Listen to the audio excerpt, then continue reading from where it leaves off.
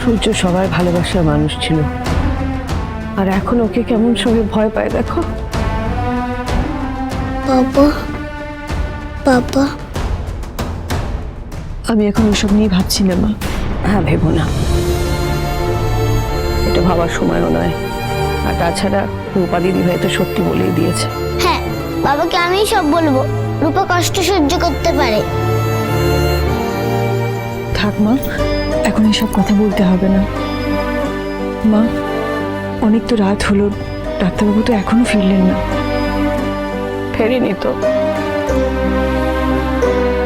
আমার মনে হয় সোনা দিদি ভাই ঘুমিয়ে পড়েছে। হ্যাঁ, ও ঘুমিয়ে পড়েছে।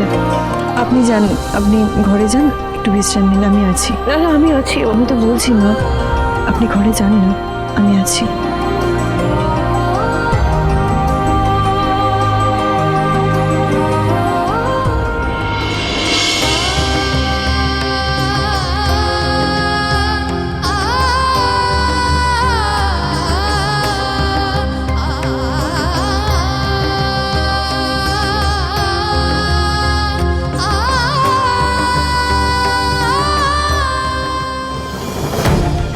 কি যে হয়েছে কিছুই তো বুঝতে।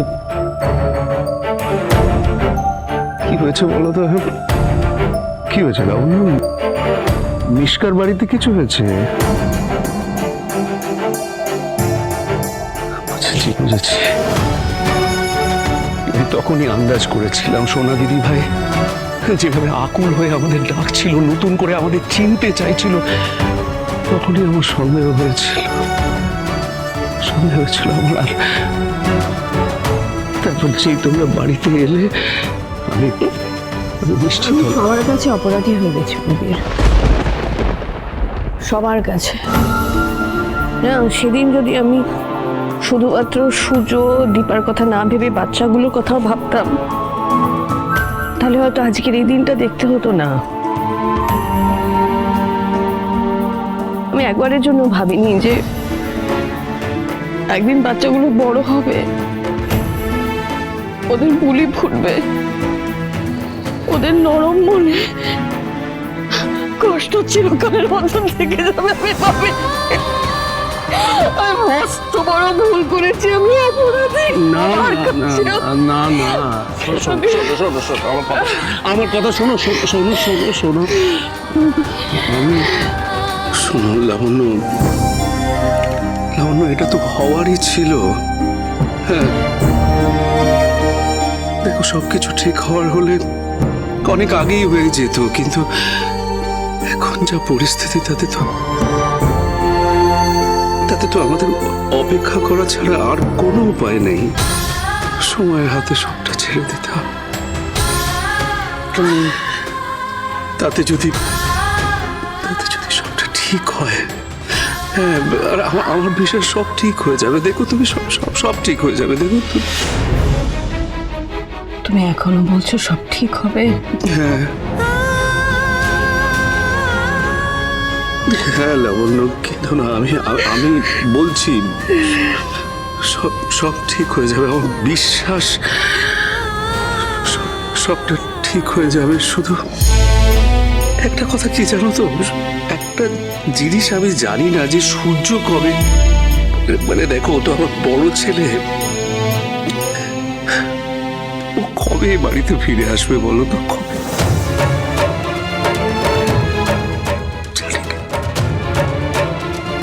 জানি না।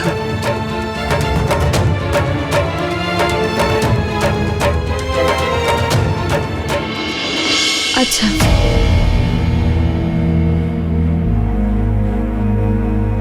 হসপিটাল, চেম্বার, এমনকি যে কজনের চেনা পরিচিত নাম্বার আছে সব জায়গায় তো যোগাযোগ করলাম, কিন্তু কেউ তো কিছু বলতে পারলো না। এখন আমি ওনাকে কোথায় খুঁজবো কিচ্ছু বুঝতে পারছি না।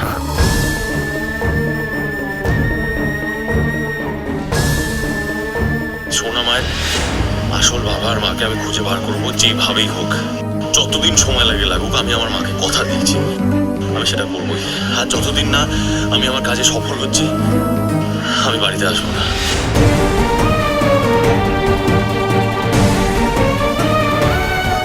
আমরা যে সবাই আপনার জন্য অপেক্ষা করছি ডাক্তারবাবু, আপনাকে ছাড়া এই বাড়িতে আমি একটু শান্তি খুঁজে পাচ্ছি না।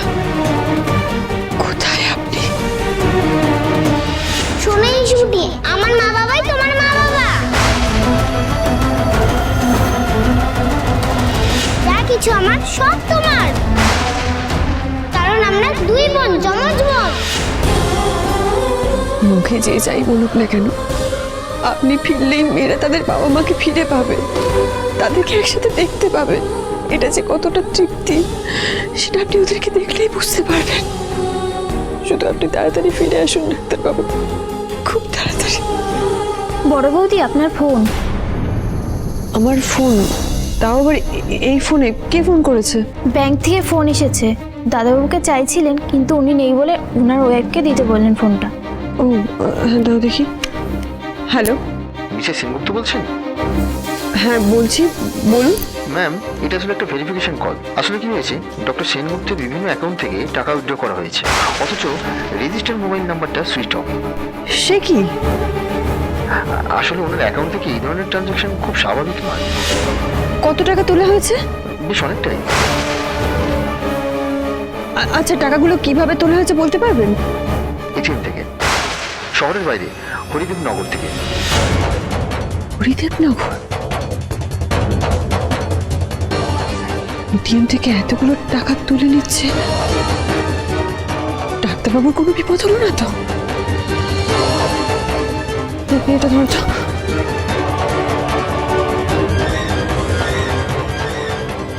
The subscriber is currently switched off.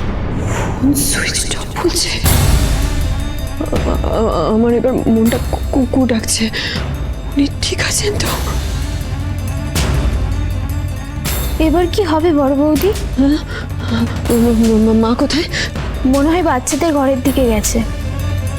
মায়ের সাথে একবার কথা বলতে হবে, খুব দরকার। আমি গিয়ে বলবো তোমার কথা? না না না না, বাচ্চাদের সামনে তোমাকে কিচ্ছু বলতে হবে না, কিচ্ছু না।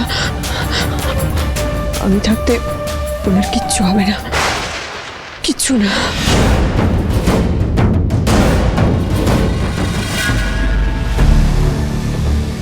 মোটে কত টাকা এতে হয়ে যাবে? আরে ভাই, এর থেকে বেশি তোলা যাচ্ছে না। আরে অন্য এটিএম দেখ।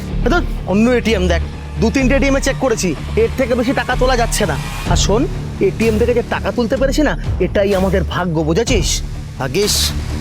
ভাগ্যিস এই সূর্যর এই মানি পার্সের মধ্যে ওই এটিএম কার্ডের পিন নাম্বারের ডিটেলসটা ছিল, না হলে তো হয়ে গেছিল। এরা কোনো দরকার নেই, চল। এটা ফেলে দিলি? আরে ভাই, ওর মধ্যে যা যা ছিল দরকারি জিনিস সব আমি নিয়ে নিয়েছি। আর শোন, এখানে বেশিক্ষণ থাকা ঠিক হবে না, আমাদেরকে যে কেউ দেখলে সন্দেহ করতে পারে, সেটা আমাদের জন্য ভীষণ রিস্ক। চল ভাই। বাহ, আজ নিজেকে বেশ কোটিপতি বলে মনে হচ্ছে। বলছিলি মিসকা সেনার হয়ে কাজ করবি? হ্যাঁ, আরে মিসকা সেনার হয়ে কাজ করলে জীবনে এত টাকা পেতাম না। বুদ্ধি রে ভাই, বুদ্ধি। চল চল চল চল। ওই লোকগুলোকে একবার শেষবারের মতো ট্রাই করে।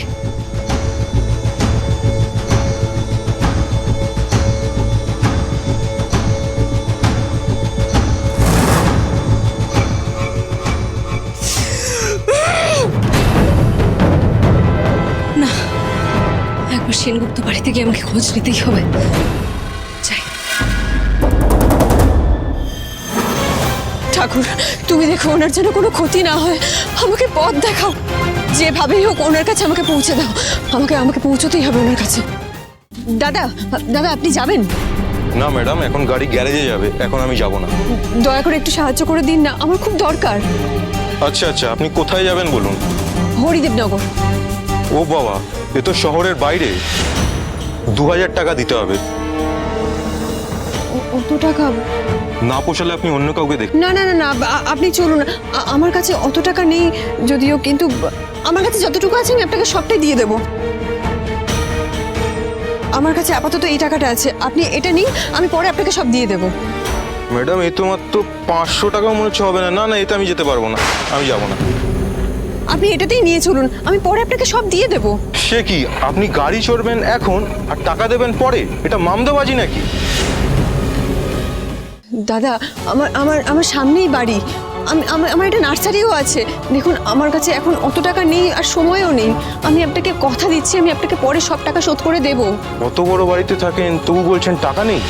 দেখুন, আমি এখন ওই বাড়িতে থাকি না, ওই বাড়িটা আমার নয়। আমি নিজে গরিব, তাই আমি খেটে খাওয়া মানুষের কষ্ট বুঝি। আপনি আমার কথা একটু বিশ্বাস করুন, আমি আপনার টাকা মারবো না, প্লিজ আমাকে নিয়ে চলুন। আচ্ছা আচ্ছা ঠিক আছে, আপনি উঠে বসুন গাড়িতে, আমি যাচ্ছি। Thank you.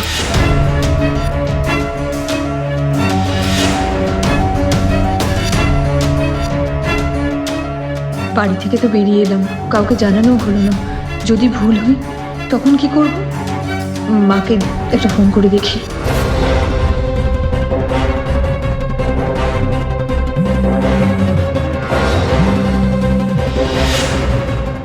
ফোনটাও ধরছেন না। কেন মিথ্যে কথা বললে? কেন আমাকে সব লোকালে? আমার বাবা মা সবাই কোথায়? মা প্লিজ ফোনটা ধরুন।